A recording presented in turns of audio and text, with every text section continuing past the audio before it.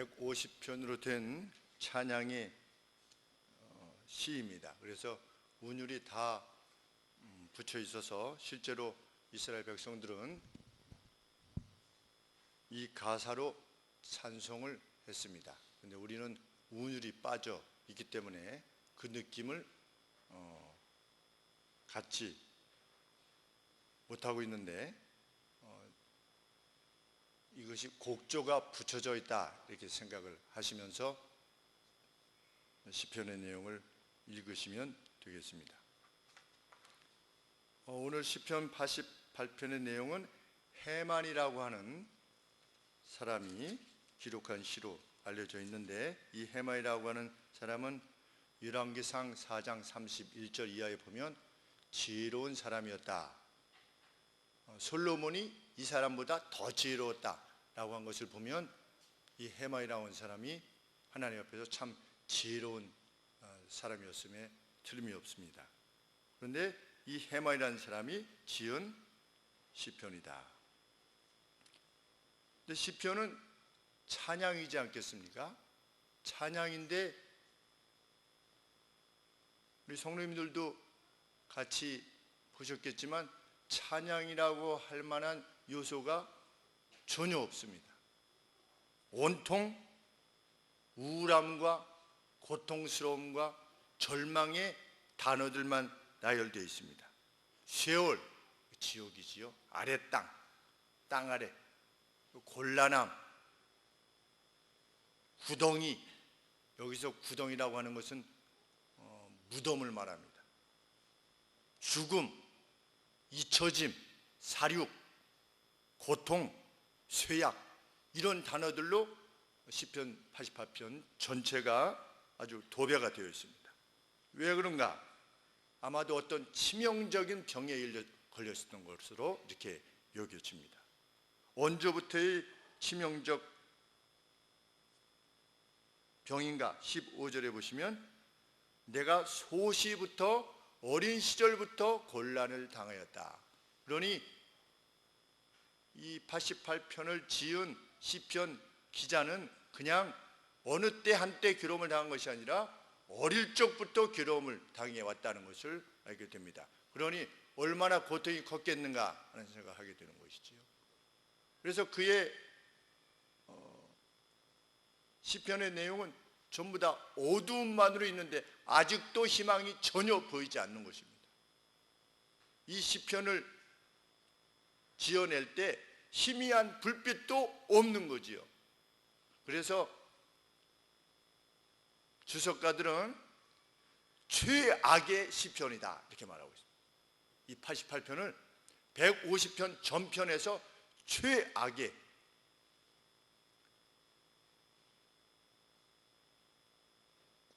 우리 시 중에서 시편 중에서 시편 23편 같은 경우는 사망의 음침한 골짜기를 지날지라도 해를 두려워하지 않는 것은, 어떤 상함을 두려워하지 않는 것은 주의 지팡이가, 주의 막대기가 나를 보호하시기 때문이다, 나를 안위하시기 때문이다. 이런 어떤 희망의 내용이 있지 않습니까? 내가 이렇게 어두움을 지나가는데도 마치 죽을 것 같은 이 골짜기를 지나간다 할지라도 이 다음에 푸른 초장이 있는 것을 나는 믿는다. 그래서 나는 흔들리지 않고 이 길을 간다. 어떤 그 악에 대비해서 이 악을 상쇄할 만한 그 어떤 다른 내용이 그 시편 자체 내에 있습니다. 중간에 있든지 아니면 끝에 있든지. 그런데 이 시편 88편은 없는 것입니다. 아무리 눈을 씻고 찾아봐도 없어요. 마지막이 뭐라고 말하고 있습니까? 18절 말씀에 나는 주 안에서 소망을 갖나이다 이렇게 말하지 않고 주께서 나의 사랑하는 자와 친구를 내게서 멀리 떠나게 하시며 나의 아는 자를 흑암에 두셨나이다. 없어요. 여호와로부터 답이 전혀 없는 것입니다. 그런데도 시편에 기록되어 있는 겁니다. 왜 그렇습니까? 최악의 상황에서 그가 그럼에도 불구하고 하나님으로 향하여 부르짖고 있다는 사실, 최악의 상황임에도 불구하고 하나님을 향해서 부르짖고 있다는 사실이야말로 그게 최고의 찬양일 수 있다는 거지요. 그러니까 좋을 때, 무엇이 잘 나갈 때, 무슨 어디에 입상되었을 때, 상 받을 때, 무슨 합격했을 때 할렐루야도 할렐루야지만, 최악의 상황 때 하나님, 나는 지금 할렐루야는 할 수 없습니다. 그러나 나는 지금 여전히 하나님을 향하여 있습니다 라고 하는 것, 하나님이 나를 어찌 대하시든 간에 내가 하나님 앞에 부르짖는 것은 내 권리입니다 이러는 거지요. 하나님이 나를 어디에다 두시는가 하는 것은 하나님께서 마음대로 하시겠지만, 나는 하나님의 자녀로서 내가 하나님 앞에 부르짖는 건 내 권리입니다. 그렇죠? 그만큼 하나님을 신뢰하는 것, 그게 정말 찬양일 수 있다는 것이죠. 1절 말씀에 그는 그것을 선언하는 것입니다. 자기를, 하나님을 누구로 정의하고 있느냐? 나의 구원의 하나님이요. 아무런 빛도 안 보이는데, 터널 가운데 있는데, 그럼에도 내 구원의 하나님이요. 그리고 자기를 어떻게 정의합니까? 내가 주야로 밤낮으로 주의 앞에 부르짖는 자로서 자기 자신을 정의하는 겁니다. 이것이 찬양입니다. 하나님이 나를 어찌 대하시든지 나를 구원할 이는 하나님 한 분밖에 없습니다. 밀쳐내는 것처럼 보여도 나는 하나님한테 간다는 거지요. 그게 믿음이고 신앙입니다.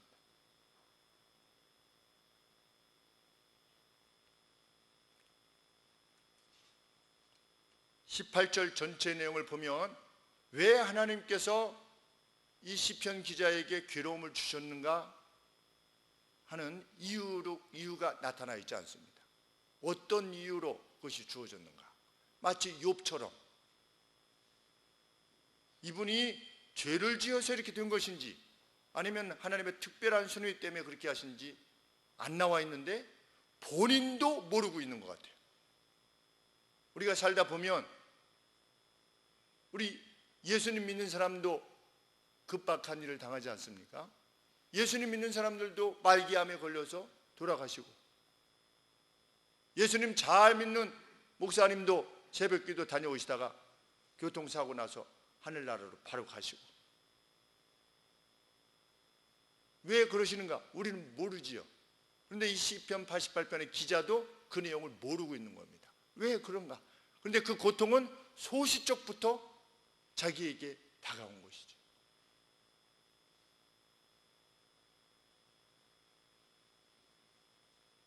그럼에도 불구하고 뭐라고 선언하는 겁니까? 2절 말씀에 나의 기도로 주의 앞에 달하게 하시며 주의 귀를 나의 부르짖음에 기울이소서. 나는 중단 없는 기도를 하겠다는 겁니다. 나는 하나님을 향한 깨어지지 않는 신뢰를 보낼 거라는 겁니다. 오늘 하나님이 이러한 이들을 찾으시는 거지요. 그래서 기쁨을 주시면 무엇이라고 그랬습니까? 찬송하라. 그렇죠? 고난이 오면 뭐해라? 기도해라. 같은 처방이지요. 하나님을 향한 깨어지지 않는 신뢰. 기쁠 때 하나님 감사합니다. 괴로울 때 그 이유를 알 수 없지만 하나님 나를 붙잡아 주시옵소서 라고 해라 라고 성경이 가르치는 거죠.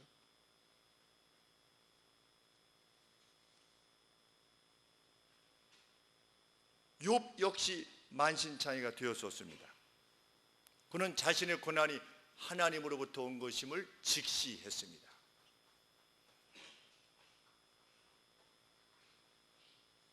그래서 자신에게 온 이 재난이 무엇 때문인가에 대해서 의아해하고 또 심지어는 자기의 태어난 날까지 한했습니다. 그렇죠? 내가 태어난 날을 하난다. 얼마나 고통스러우면 그런 말을 하겠습니까? 그럼에도 불구하고 욥이 하나님으로부터 인정을 받은 이유는 무엇입니까? 그러니까 누구한테 호소한 것입니까? 하나님 앞에 호소하는 것입니다. 나 괴롭다. 저 괴롭습니다. 근데 그 괴로움을 주신 분은 분명히 하나님이십니다. 나는 하나님 앞에 내가 돌이켜볼 때 죄악을 행하지 않았습니다. 죄악 때문에 오지 않은 것이 분명하다면 이것은 분명 하나님으로부터 온 것입니다. 그리고 한날에 이러한 모든 재난이 내게 닥친다고 하는 것은 하나님이 허락하신 것이 아니면 아닙니다. 그 재난이 하나님으로부터 허락되어지는 것임을 알면서도 하나님 앞에 나아가는 거죠. 우리 보통은 재난이 다가오면 이거 왜 이런가 이러지만 욥은 무엇을 알았습니까? 그 재난이 하나님의 허락 가운데 되어지는 것을 알았습니다. 하나님이 원인자이시지 어떻게 보면. 그런데도 불구하고 자기를 재난에 빠지게 한 그 하나님을 향해서 나아가는 겁니다. 그것이 우리의 믿음이지요. 우리의 신앙입니다. 하나님이 우리에게 기대하셨던, 그리고 욥에게 기대하셨던, 너는 내가 이름에도 불구하고 너는 나에 대한 신뢰를 그만두지 아니할 것이다. 과연 욥이 그러했습니다. 욥을 통해서 하나님이 천상에 있는 천사들과 마귀들에게서 영광을 받으셨지요. 하나님이 옳습니다.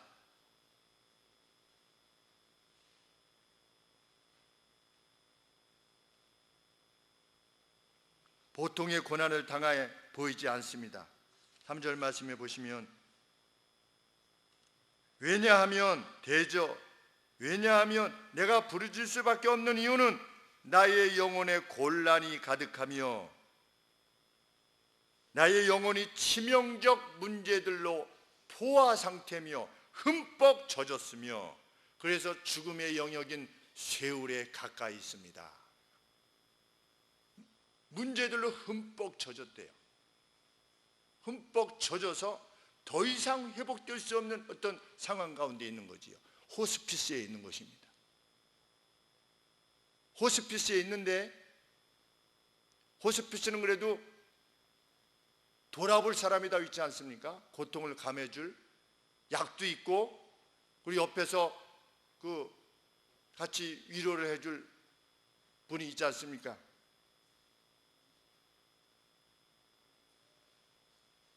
그런데 이 시편 기자는 어떻다고 그랬습니까?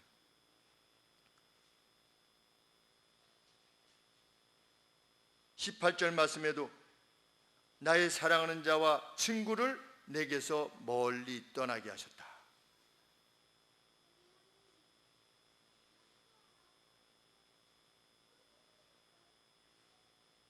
(8절) 말씀에도 주께서 나의 친구들로 하여금 내게서 멀리 떠나게 하시고 나로 저희에게 가증되게 하셨다.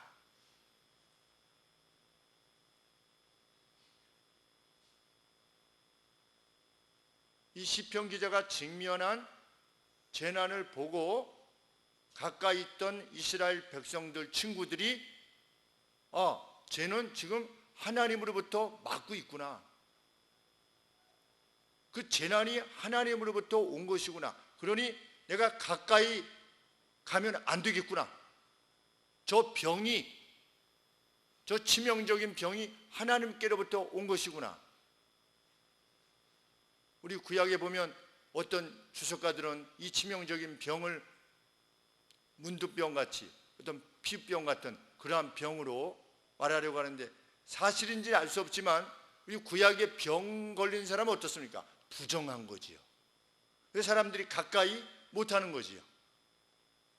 단지 병으로 고생하는 것뿐만 아니라 이 부정으로 인해서 나의 친구들이 나를 역겨운 존재로 이해하게 됐다는 것. 그러니까 영적으로도 완전히 혼자인 거지요. 욥도 그렇지 않았습니까? 친구들이 와가지고 네가 무엇인가 잘못한 게 있으니까 벌을 받지 않겠냐. 잘 생각해봐라. 완전히 영적으로 고립된 거지요. 자기 아내조차도 하나님을 저주하고 죽으시오 라고 할 정도로. 그러니까 육체적인 병뿐만 아니라 우리가 재난을 당하면 어떻습니까? 사람들에게 잊혀지지요. 돈이 없어지면 어떻습니까? 사람들로부터 잊혀집니다. 사람들이 가까이 하려 하지 않죠. 마치 냄새나는 사람처럼 가까이 오려 하지 않습니다. 그것이 세상이지요. 그런데 이 시편 기자가 직면했던 괴로움이 그거였다는 겁니다. 소시적부터의 괴로움, 육체적인 괴로움뿐만 아니라 영적으로도 부정한 자로 인식되어진 것이 너무나 괴로웠던 것이죠.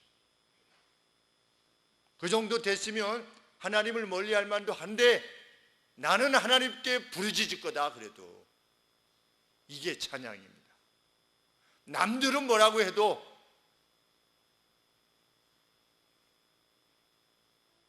나는 하나님과의 그 신뢰를 결코 끊을 수 없다.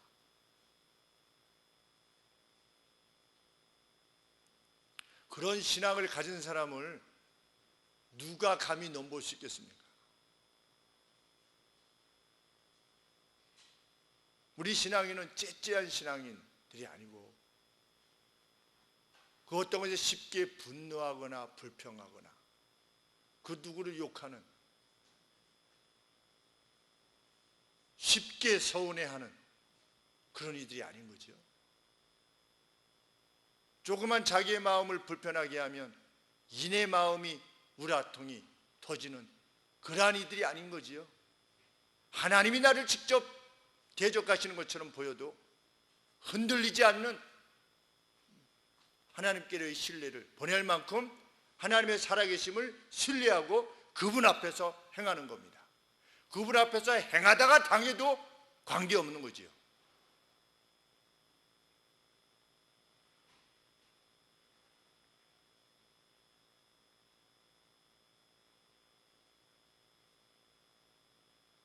사절 말씀에 나는 무덤에 내려가는 자와 함께 인정되고 힘이 없는 사람과 같으며 생명의 힘이 다해가고 있음을 밝히는 내용입니다. 5절 말씀에 사망자 중에 던지움 바 되었으며 살육을 당하여 무덤에 누운 자 같으니이다. 우리가 대량 사륙이 있으면 어떻게 됩니까? 우리 가스 수용소 같은 데서 사람들을 대량 사륙하지 않았습니까? 독일 군들이 그 시체를 막 그냥 널브러지게 쌓아놨지요. 그걸 누가 누구라고 기억하겠습니까? 거기서 잊혀진 바 되고 아무도 찾지 아니하는 5절 말씀에 그렇게 말하고 있는 겁니다. 살육을 당하여서 무덤에 누운 자 같다. 그런데 기가 막힌 것은 주께서 저희를 다시 기억지 아니하시니 저희는 주의 손에서 끊어진 자일 뿐이다. 하나님으로부터 끊어진 것 같은 그런 상황이라는 거죠.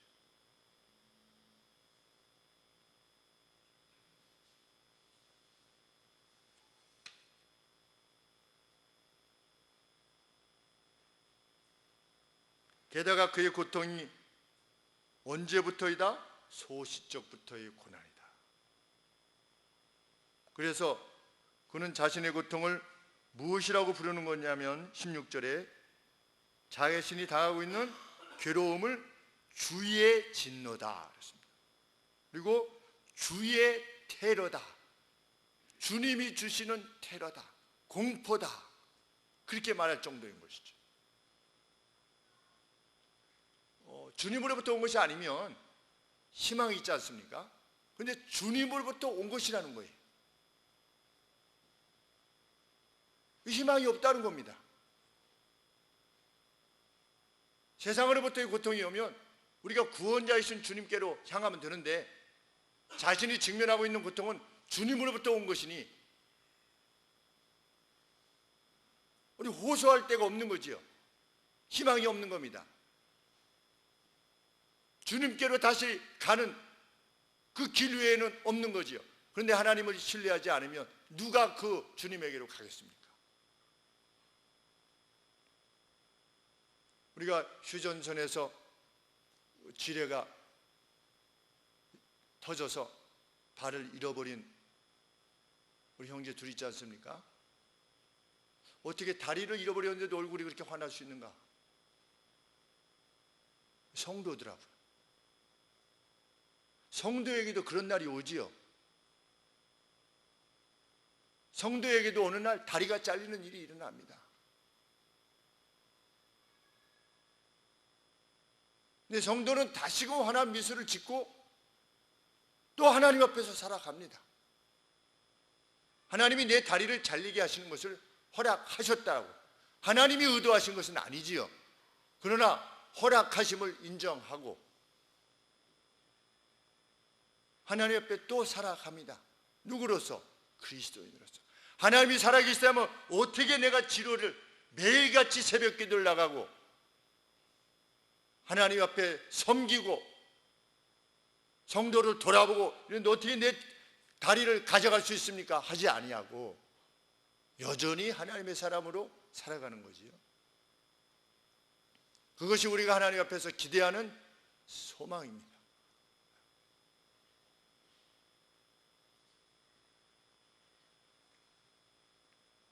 17절 말씀에 이런 일이 물같이 쏟아지는 물과 같이 종일 나를 애우며 함께 나를 둘렀나이다. 우리 저 갯벌에 나가다가 한 해 몇 명씩 돌아가신다고 하지 않습니까? 갯벌에 조개 죽고 있다가 갑자기 이렇게 물이 들어와가지고서 조개 계속 죽고 있다 주변을 보니까 어떻게 되는 겁니까? 사방이 물로 이렇게 둘러싸인 거죠. 그래서 못 나가서 물에 빠져 죽는 사람이 한 해 그래도 꽤 숫자가 된다고 이게 뉴스에서 조심해야 된다라고 하는 그게 나오는데 물이 둘러싼 거지요. 어떻게 할 수가 없는 겁니다. 이건 사망밖에는 사망을 기다리는 수밖에 없는 거죠. 좋은 표현인지 잘 모르겠지만 산낙지가 낙지탕 속에 들어간 거랑 똑같아요. 왜 그렇게 먹는지는 모르겠지만 우리 믿는 사람들은 좀 죽여달라고 했으면 좋겠어요. 이렇게 그냥 단번에 좀 죽여서, 저는 가서 그렇게 부탁을 하거든요. 그냥 단번에 좀 죽여서 여기 좀 넣어줬으면 좋겠습니다. 근데 그 안에 든 낙지 삶이라고 표현하기 좀 그렇지만 그 낙지의 상황을 생각해 보면 되는 거죠. 누가? 88편에 성도께서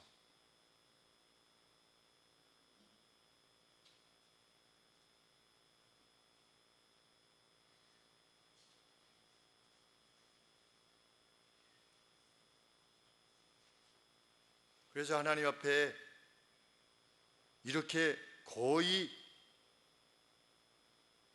우리가 잘못 들으면 반항하는 것 같은 질문을 던지시는 겁니다. 이 성도께서 10절 말씀에 주께서 사망한 자에게 기사를 보이시려 하는 것입니까?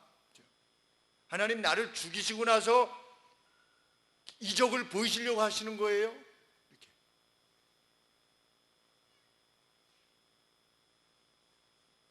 떠난 영혼이 유혼이 떠난 영혼이 일어나서 주를 찬송하게 하려 하시는 겁니까? 지금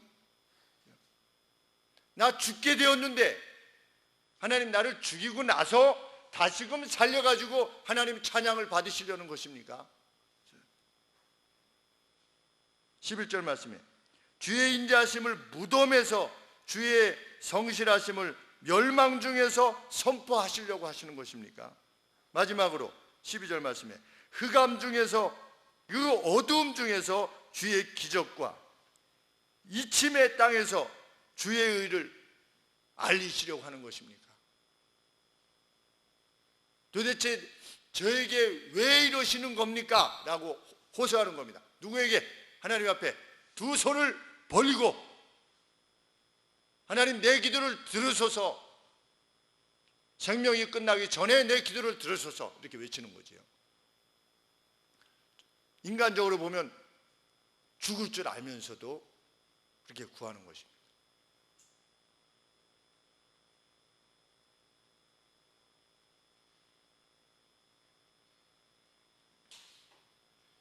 13절 말씀에 but 그렇게 되어 있습니다. 그러나 그렇습니다. 주님은 혹 그렇게 생각하실지 몰라도, 주님의 의도는 그러신 건지 몰라도 나는 기도할 겁니다. 나는, 여기 나는이 강조하고 있어요. 아니 그랬는데 나는 이렇게 할 겁니다. 여호와께서는 나를 죽였다가 다시 살려서 영광을 받으시려고 하는 것이 하나님의 뜻인지 모르겠지만 나는 기도할 겁니다. 뭐라고? 주께 내가 부르짖었사오니 아침에 주의 도우시는 그 시간이라고 성경에서 말하고 있는 아침에 나의 기도가 주의 앞에 달하리이다. 우리는 그래서 심지어는 죽어가는 이를 위해서도 기도할 수 있는 거지요. 그러니까 마지막 순간까지 이거 끝장이다 라고 하는 그분을 위해서도 기도하는 거지요. 그것이 병이든 아니면 사업상의 어려움이든 아니면 자녀의 그 무엇이든 우리는 마지막 순간까지 하나님 앞에 기도하지. 그것이 우리의 특권이지요.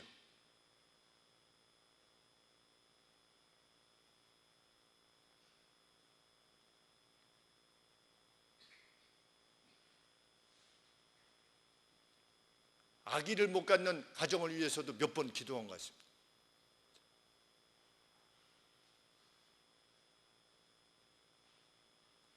도곡동에 살 때, 그때 전도사 때인지 강도사 때인지 잘 기억은 안 나지만 아래층 건너편에 그 자매님이 결혼한 지 꽤 되셨는데 아기가 안 생긴다고 그래서 불교를 열심히 섬기고 계시는 자매님이시길래 이렇게 해도 안 되고 저렇게 해도 안 되고 무슨 시험관 이렇게 해도 안 되고 그렇게 해서 제가 찾아갔습니다. 저는 하나님을 믿는 사람인데 이럴 때 기도하는 겁니다. 하나님이 성경에 보면 태를 여시는 분이 하나님이시라고 그랬는데 제가 무슨 능력이 있어서 온 것 아니고 예수님의 이름으로 우리는 무엇이든지 구할 수 있게 이럴 때 다른 데서 다 안 된다고 하니까 병원에서 이럴 때 기도하는 겁니다. 그래서 기도했죠 같이. 얼마 뒤에 아기가 생겼어요. 그래서 아주 아기 기도는 자신감이 좀 붙었죠. 저 여러분 기도했습니다. 그 아기 농담이 아닌 거죠. 그죠? 목사는 농담으로 기도하지 않습니다. 죽어가는 사람을 위해서 기도할 때도 그 영화에서 나오는 것처럼 신부가 누가 죽으면 가가지고서 마피아 두목이 죽으면 가가지고 뭐 이렇게 하지 않습니까? 의뢰 그냥 하는 거죠. 이탈리아 영화는 대부분 그 장면이 나오지 않습니까? 근데 목사가 가서 지금 죽어가고 계시는 분이라고 여겨지는 분을 위해서 기도할 때 그냥 목사니까 와서 기도해야 되니까 와서 기도하는 목사는 없을 겁니다. 하나님이 지금이라도 하나님이 원하시면 살려냈을 수 있음을 믿기에 기도하는 거지요. 만약에 그것을 믿지 않는다면 그건 가짜 목사지요. 왜? 기도하는 흉내를 내는 거니까.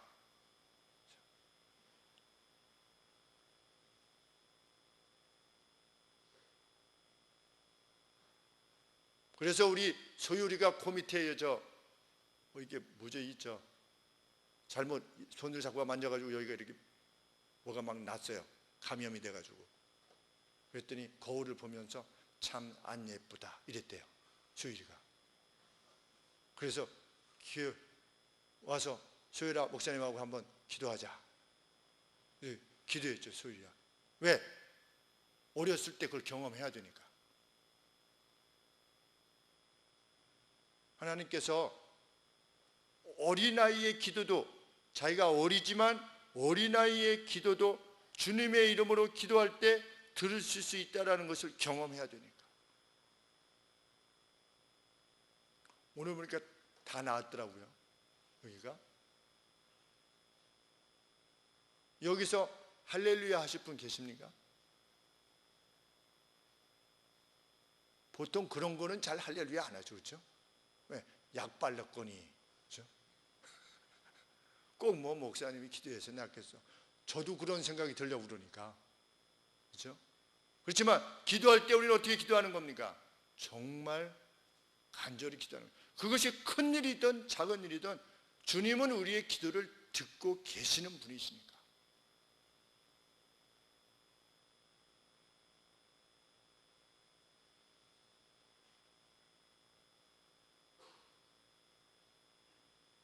그래서 복음 요양병원에 가서 기도할 때도 기도하는 겁니다. 파킨슨 병에 걸리셔서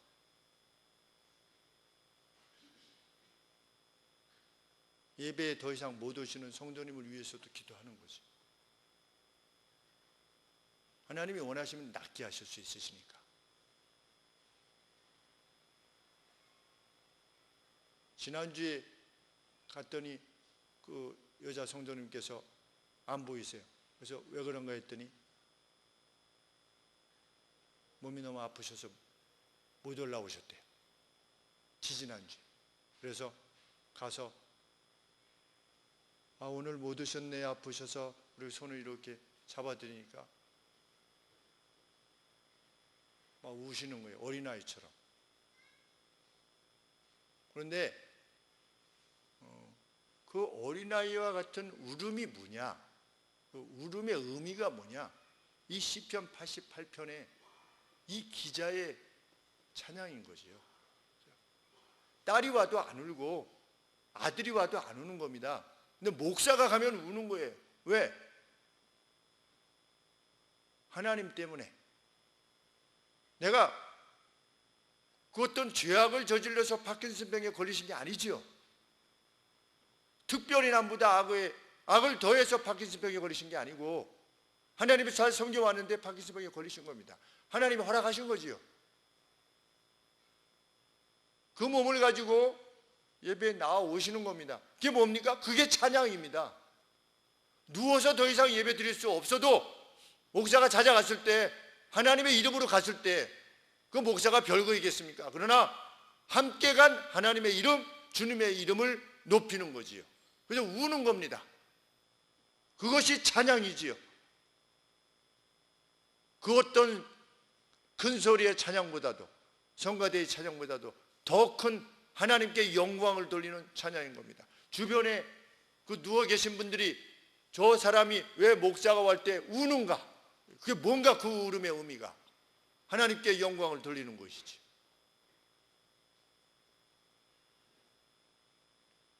나는 기도할 겁니다. 하나님이 나를 어찌 대하시든지 나는 하나님을 신뢰하는 것을 포기할 수 없습니다. 18절 마지막까지 아무런 하나님으로부터의 답변이 없습니다. 그리고 시편은 끝이 납니다. 여전히 어둡고 암담합니다. 우리의 예배가 그렇지 않겠습니까? 주의 전에 나와서 우리가 하나님 앞에 부르짖고 돌아갈 때 하나님으로부터의 아무런 소리가 들리지 않을 수 있지요. 여전히 암담하고 어두울 수 있습니다. 그러나 우리는 밤낮으로 손을 들고 하나님을 향하여서 부르짖을 수 있습니다. 하나님은 그 부르짖음을 최고의 찬양으로 여기고 계시는 거지요. 지금 말씀에 의하면 87편과 같이 춤추고 즐거울 때뿐만 아니라 어둠의 때에도 성도는 기도할 수 있는 것이지.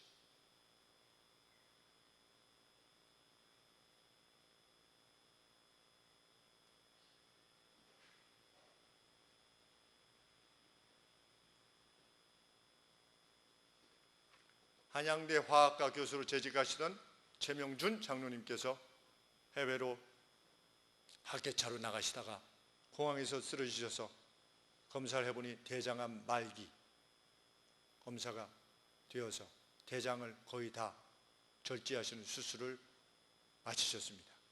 그래서 문병원을 갔는데 더 이상 할 말이 없어요. 목사가. 그 안타까움으로 뭐라고 위로, 대장암 말기니까. 그랬더니 최명준 장로님께서 드레싱을 하는데 이렇게 배가 이렇게 나오는데 이렇게 가르신 거지. 갈아서 이렇게 수술 실로 꼬매 놓으셨는데 드레싱을 하는데 이게 이렇게 누르니까 살이 이렇게 내려가는 거예요. 잘라놨으니까. 피가 이렇게 스며서 나오는데, 아, 장로님 얼마나 힘드십니까? 그래서 그 장로님께서 그러셨어요. 어이, 하나님께서 여기 이렇게 갈라놓으셨어. 최고의 찬양이에요. 우리 이명희 전사님께서 인도에서 사역하시다가 자꾸만 넘어지셔가지고 나중에 와서 한양대에서 조사를 해보니까 다리가 이렇게 휘어있어서 뼈가, 그 뼈를 다시 이게 잘라가지고 다시 거꾸로 이렇게 바로 맞춰서 하는 수술을 하셨어요. 그래서 제가 수년 전에, 한 10년 전 정도 될까요? 그 이상 될까요? 정확히 잘 기억이 안 나지만 병원에 가서, 아유, 전우선 이게 다리가 이게 뭡니까? 아주 쇠에 이렇게 동그랗게 해가지고 이렇게 박아놓지 않습니까? 그랬더니, 아유, 이제 글쎄 하나님이 이렇게 하셨어. 우리 전사님 그러셨어요. 소식적부터 괴로움을 당하신 거 아니겠습니까? 우리 전사님은 아주 어렸을 때부터 성업으로 인해서 얼마나 고통을 많이 겪으셨겠습니까? 근데 하나님께서 그 나머지 그나마 있는 이 다리뼈가 이렇게 되셨을 때, 참, 그때 제가 가장 큰 감동을 받았어요, 사실. 그 이상의 찬양이 없는 거지요. 하나님이 이렇게 하셨어.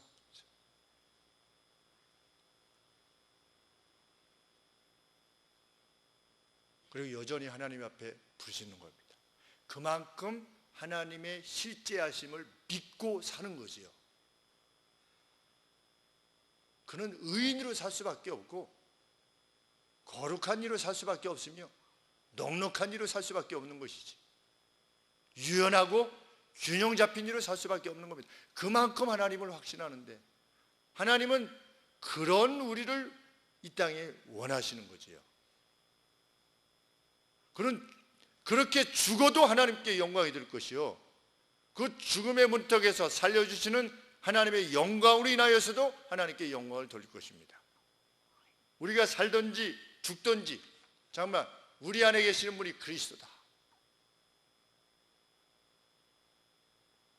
이런 것을 생각한다면 우리 오늘 직면하고 있는 하나님께서 허락하신 그 어떤 것을 괴로운 것이라 말할 수 있겠는가?